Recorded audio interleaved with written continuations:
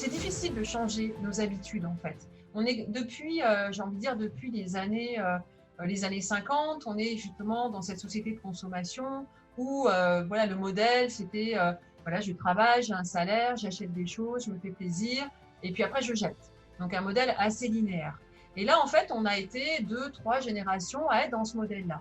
Et aujourd'hui, pour des raisons notamment écologiques, mais aussi pour des raisons sociales, pour des raisons de sens, eh bien, nous devons revisiter en fait cette façon d'être à l'égard de la consommation et à l'égard des objets.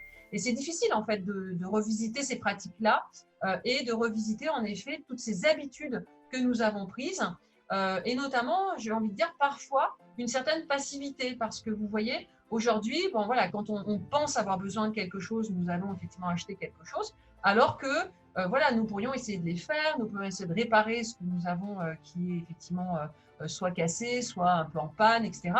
Voilà, donc en fait, j'ai envie de dire, on a vraiment pris des habitudes d'aller acheter des choses alors qu'on pourrait voilà, partir des nôtres, entre guillemets, de ce que nous avons.